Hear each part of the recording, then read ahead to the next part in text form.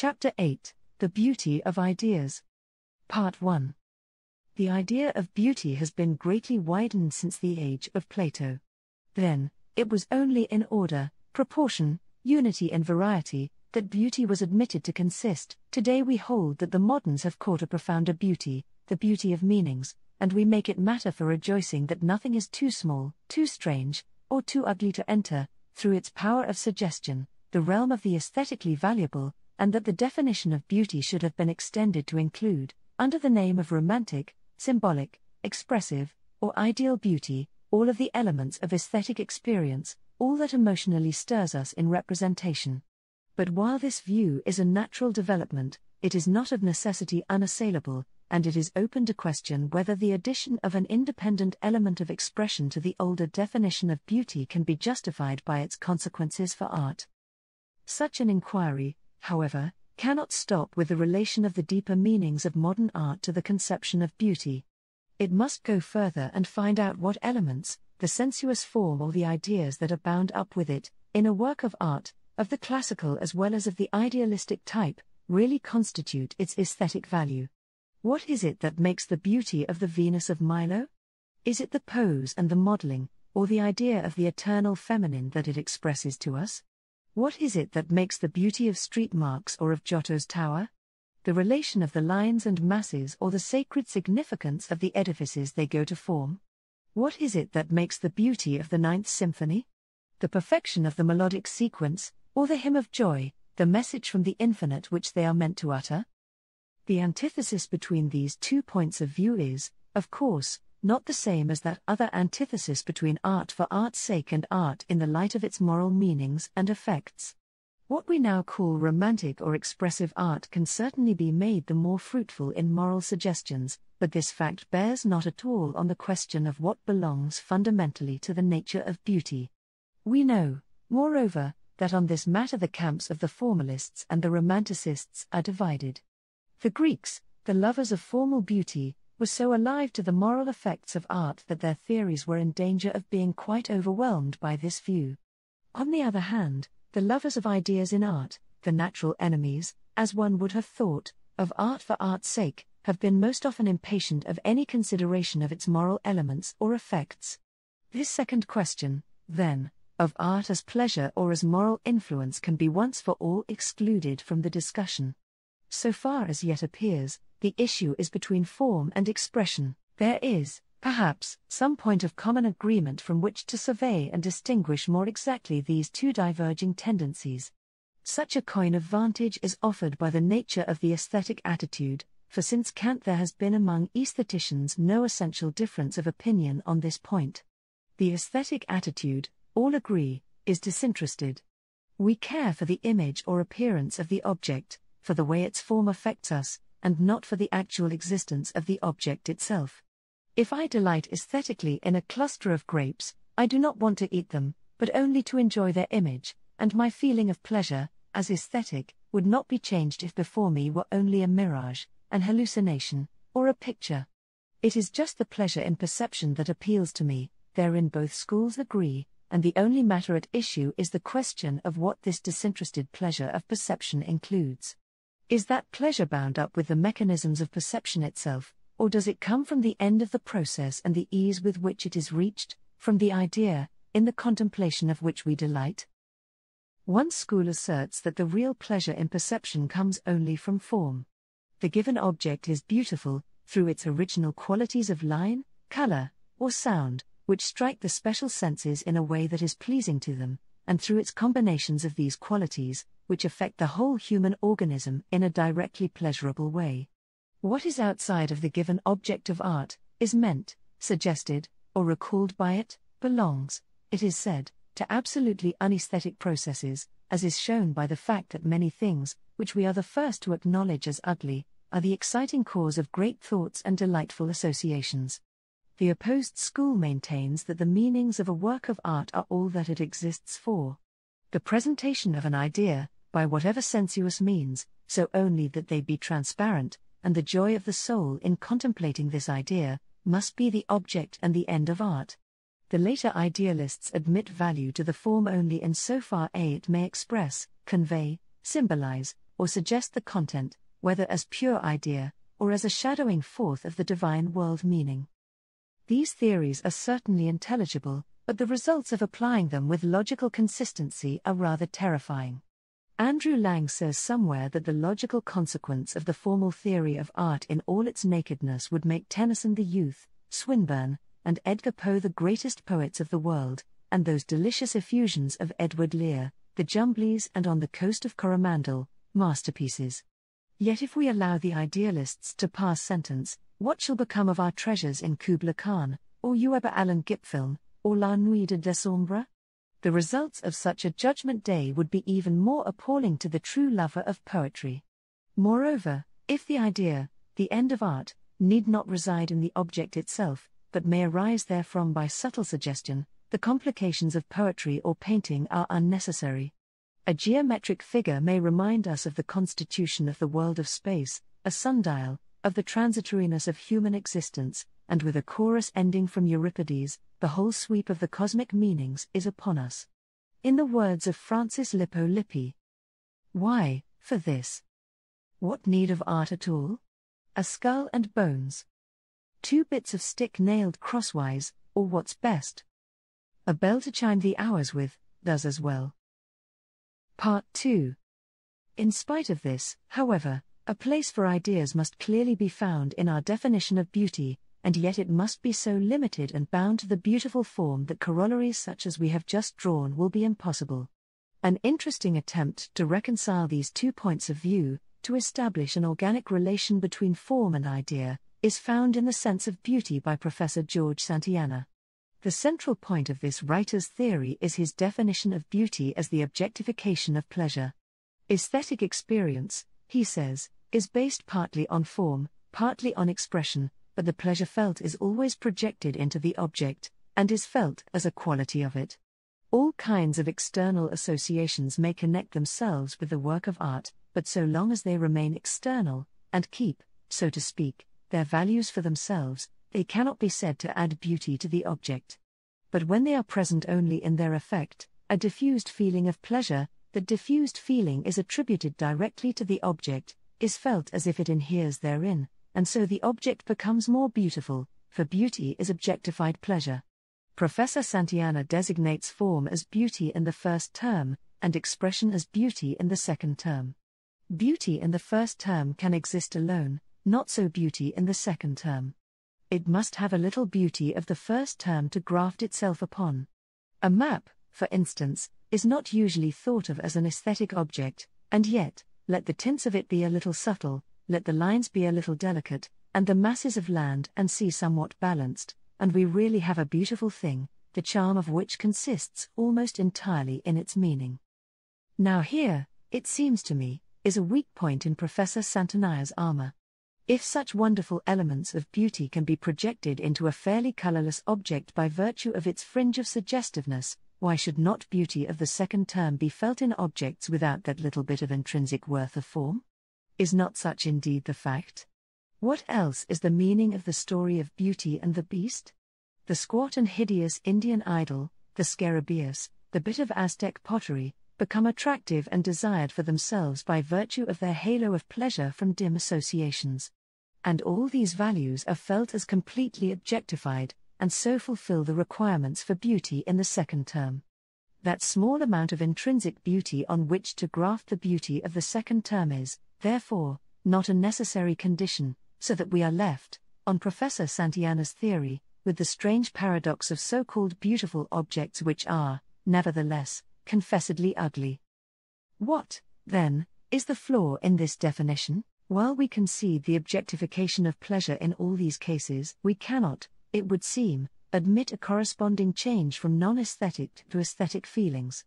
The personal attitude towards an object, based on sentiments objectified in it, and the aesthetic attitude are 2 different things.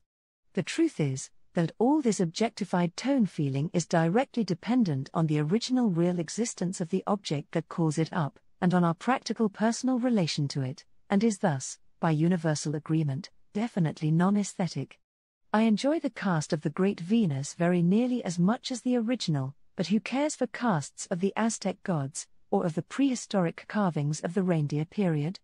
Who wants an imitation scarabaeus?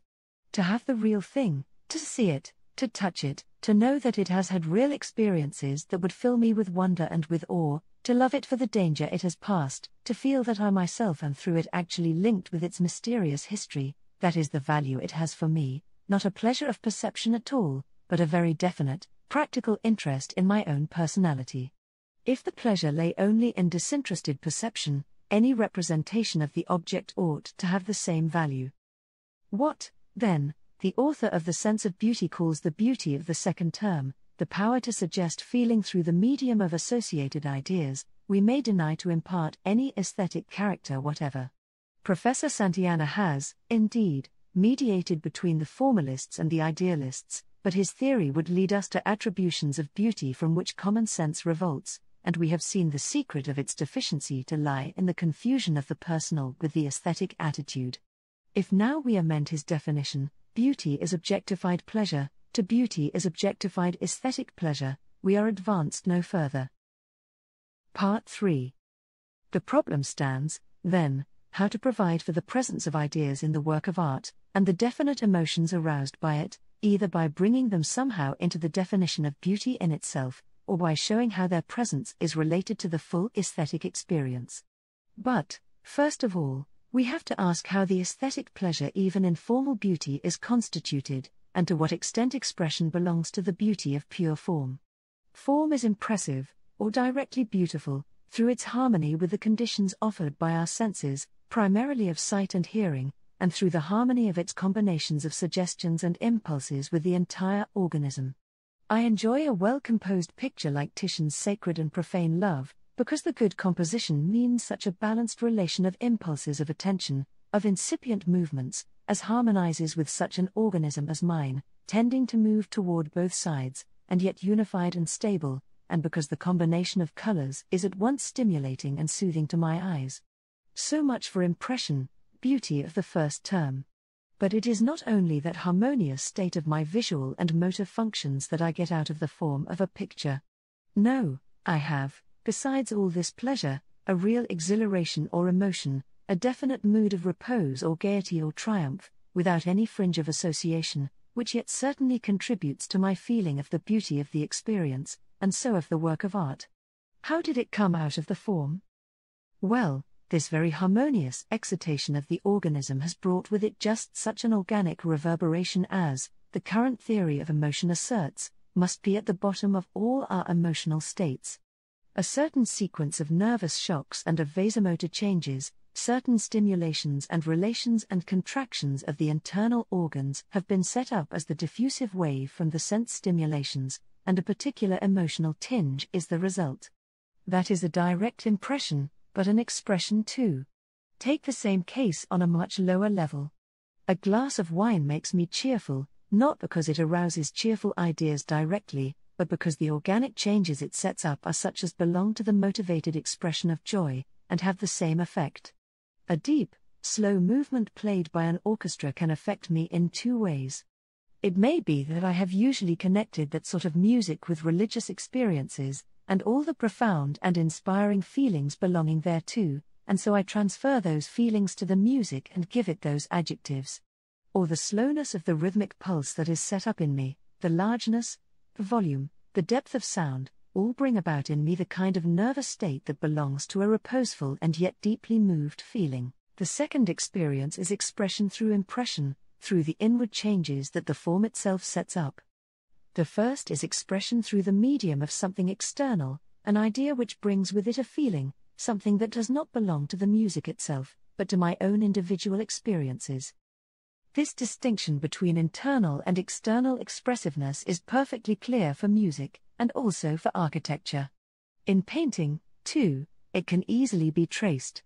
We know the effect that is produced by broken lines, by upward moving ones, like the always aspiring of the Gothic cathedral. The low-lying, wide expanses of some of the old Dutch landscapists give us repose, not because they remind us of the peaceful happiness of the land, but because we cannot melt ourselves into all those horizontal lines without that restful feeling which accompanies such relaxation, and our emotion is read into the picture as aesthetic pleasure, because it came out of the abstract forms, the painting in the picture. The beauty of form is thus seen to be inseparably allied with a certain degree of emotional expressiveness in a way that does not distract, like the association of ideas, from the pure aesthetic experience. This quality of expressiveness should not, however, become a part of the definition of beauty, so that it should be said that the greater the emotional expressiveness, the more beautiful the object. For if that were true, such music, for instance, as all acknowledge quite mediocre, would be felt as most beautiful by those who find in it a strong and definite emotion, and a Strauss waltz, which makes us more merry than one by Mendelssohn, should be in so far more beautiful.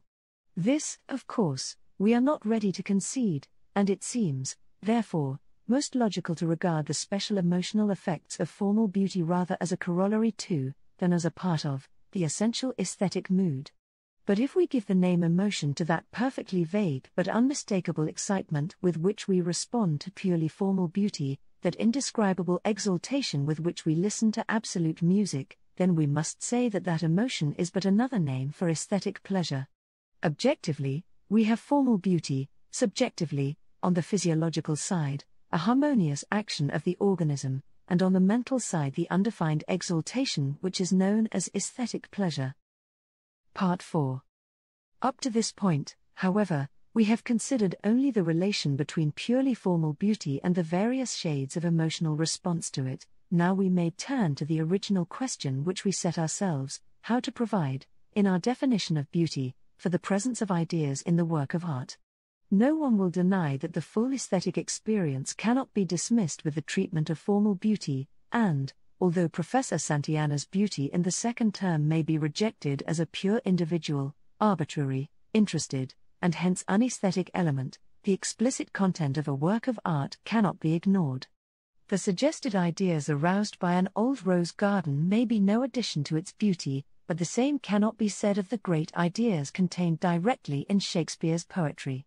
Yet great ideas alone do not make great art, else we must count Aristotle and Spinoza and Kant great poets too. Must we then be satisfied to rest in the dualism of those who maintain that great creations of art are the expression of great truths under the laws of poetic form? Is the aesthetic expression indeed the recognition of truth plus the feeling of beauty of form, or is it a fusion of these into a third undivided pulse of aesthetic emotion? Is there no way of overcoming, for those arts which do express ideas, this dualism of form and content in our theory of the beautiful? Let us analyze a little more closely this notion of the content. Music and architecture cannot properly be said to have any content, although they have a meaning according to their uses, like a funeral dirge and a hymn of joy, a prison and a temple. But this meaning is extraneous. It is given by the work itself only in so far as the form induces the emotion which belongs to the idea, as the dirge, sadness, the temple, awe. The idea of burial or of worship is nowhere to be found in the work of art. In the hierarchy of arts, painting and sculpture show the first trace of a content. This content, however, is at once seen to be susceptible of farther analysis. The Sistine Madonna pictures a mother and child worshipped, which may be called the subject, but this does not exhaust the content. The real meaning of the picture, to which may be given the name of theme, is the divine element in maternal love. The subjects of Donatello's John the Baptist and St. George, of Michelangelo's David and Moses, can be described only as men of different types in different attitudes. Their themes, however, are moral ideas, expressing the moral significance of each personality. The subject of the Angelus is given in its name, its theme is humble piety. From the infinite number of possible examples, one more will suffice: the well-known war by Franz Stuck, in the Neue Pinakothic, the subject a youth, under a lurid sky, trampling under his horse's feet the bodies of the slain. The theme is again a moral idea, the horrors of war. If we now ask whether we can attribute beauty to the ideas of painting and sculpture, a negative answer is at once suggested. It is manifestly impossible to establish an order of aesthetic excellence between these subjects. The idea of peasants telling their beads is more beautiful than the idea of a ruthless destroyer only in so far as it is morally higher, and this distinction, therefore, has reference to the theme and not to the subject. How far, however, moral and aesthetic excellence are coincident is a question for which we are not yet ready. At this point we care only to point out that the mere idea of a picture is neither aesthetic nor the reverse. But, it may be objected, is not our first thought in stopping before a picture like the war, "What a wonderful idea"? It is the idea and not the form which strikes us, it may be said, even though we may be quite unimpressed by the value of its moral significance. Nevertheless, this view of our own mental processes may be held to the illusory. What really strikes us is the unity of the conception. The lurid sky, the dark, livid faces of the dead, the whole color scheme, in short, is so contrived as to impress directly, as previously explained, without the medium of an idea, with that particular tinge of emotional tone which ought to be also the accompaniment of the idea of the horrors of war. The emotion is thus the enveloping unity which binds the subject and theme and the pictorial form together. In this sense, when we say, "What a wonderful idea," we really mean, what a wonderful fitness of form to idea, which is the same as saying, "What a wonderful form," or more technically, "What a wonderful unity." That part of the effect of beauty in a picture which is due to the idea is thus the fundamental but merely abstract element of unity, contributing to the complex aesthetic state only the simplest condition. The case of literature presents an entirely new problem, for the material of literature is itself, first of all, idea. Literature deals with words, and words exist only by virtue of their meanings. Even the sound of words is of importance primarily for the additional meanings which it suggests, as the word liquid first means a fluid substance, and then by its sound suggests ease and smoothness, and only last of all is noted as melodious. Thus, as meanings, ideas, are the material of literature. We can speak of the beauty of ideas in literature only by an artificial sundering of elements that are properly in fusion. Yet as we may speak of a motive or musical idea and its working out, although strictly the idea involves its own working out, so we may conceive of the central thought of a literary work, and of its development. But the relation here is not of content and form, like the content and form of a picture, rather that of concentrated and diluted form. So, too, as in music, we may distinguish form and structure. Structure is offered to the intellect, it clears and vivifies understanding, it is not felt, it is perceived. Anything which is made up of parts, beginning, middle, and end, climax and resolution, possesses structure. But form in the intimate sense is the intrinsic, inevitable relation of cause and effect. In this sense, it is seen to be truly content also. In literature, as to structure, it is the relation of parts, as to form, it is the succession of events, the movement, combination and resolution of separate ideas and emotions, which give us aesthetic pleasure or the reverse. As action must follow excitement, or despair satiety, so the relation of parts, the order of presentation, must be adapted to mutual reinforcement. Thus the porter's scene in Macbeth is related to the neighboring scenes, as De Quincey has shown in his famous essay. And just as in music the feeling of rightness ensues when the awaited note slips into place, so the feeling of rightness comes when the inevitable consequences follow the premise of a plot. The particular separate ideas of such a development partake of beauty, then, insofar as they minister to the movement of the whole, just as the separate lines in a swirling robe of one of Botticelli's women minister to the whole conception. The catastrophe, in other words, must be as inevitably related to the sequence of ideas as the final chords of a symphony to the sequence of notes. The attitude of mind with which we welcome it is the same, whether on the plane of the responses of the psychological organism or of the ideal understanding. Part 5. But before finally relegating the idea to its place in the aesthetic scheme, we must ask whether the specific emotional content can claim independent aesthetic value, for we can scarcely ignore the fact that almost all naive response to literature, and indeed to all forms of art, is, or is believed to be, specifically emotional.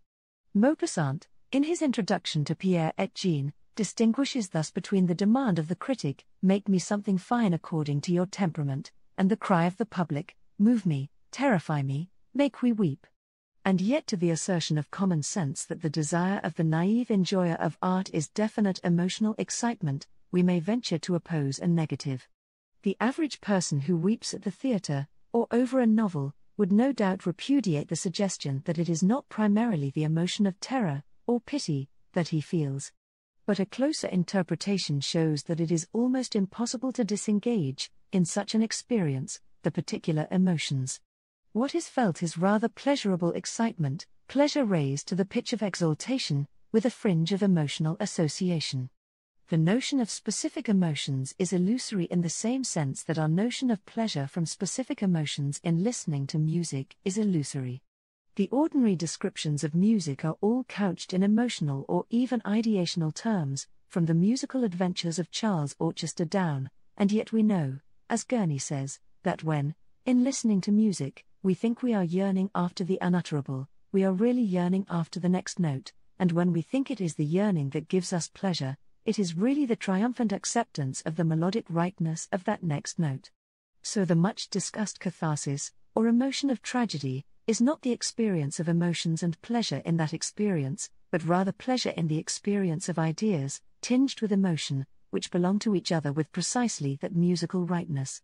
Catharsis is indeed not the mark of tragedy alone, although in tragedy it has a very great relative intensity. It is ultimately only a designation for the specific aesthetic pleasure, to which I can give no better name than the oft-repeated one of triumphant acquiescence in the rightness of relations. We think we feel a situation directly, but what we really feel is pleasure in the rightness of the manner of the event, and in the moment of perfect experience it gives us.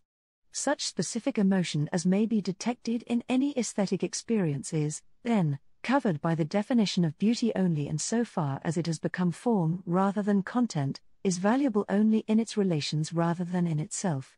The experience of pity or fear, even though generalized, unselfish, etc., after the various formulas of the expounders of dramatic emotion, does not impart aesthetic character of itself. It becomes aesthetic only if it appears at such a point in the tragedy, linked in such a way to the developing plot, that it belongs to the unified and reciprocally harmonious circle of experiences. Part 6. But we have up to this time consistently neglected the central idea of the work of art, and its claim to be included in the aesthetic formula. We have defined beauty as that which brings about a state of harmonious completeness, of repose in activity, in the psychophysical and psychological realms. This harmonious repose can exist only with a disinterested attitude toward the objects which have brought this state about. Whether the Melian Venus or Hamlet or Lohengrin live, we care not, only that if they live, it shall be so. In this sense, our attitude is interested, our will is active, but only toward the existence of the form. But with the introduction of the central theme, we cease to be disinterested, our hypothetical is changed to an affirmative. The moral idea we must accept or reject, for it bears a direct relation to our personality. We will, or do not will, that, in the real world in which we ourselves have to live and struggle, certain forces shall be operative, that there shall be the beauty of health, as in the Discobolus, material love which is divine, as in the Sistine Madonna, that war shall be horrible, that sloth unstriven against shall triumph over love, as in the statue and the bust, that defiance of the social organism shall involve self-destruction, as in Anna Karenina. The person or the combination of events expressing this idea we do not seek in our personal experience, but we do demand for our own a world in which this idea rules. Thus it must be admitted that there is, strictly speaking, at the core of every aesthetic response to a work of art containing an idea, a non-aesthetic element, an element of personal and interested judgment. On the other hand, this affirmation or acceptance of a moral idea implies the quietude of the will, just that state of harmony, of repose, which we have found to be the mark of the aesthetic on the lower planes of being. In so far, then, as we accept the moral idea which a work of art presents, in so far that idea has the power of bringing us to the state of harmony, and in so far it is beautiful. And vice versa, works of art which leave us in a state of moral rebellion are unbeautiful, not because they are immoral, but because they are disturbing to the moral sense.